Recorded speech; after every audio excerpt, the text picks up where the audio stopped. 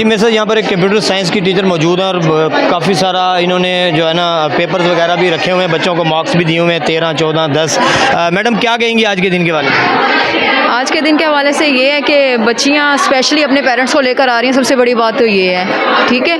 दूसरा ये कि पेपर्स दिखाने का मकसद ये था कि बच्चियों को भी पता चले कि उनकी मिस्टेक्स क्या आई हैं पेपर्स में और उनके पेरेंट्स को भी पता चले, ठीक है।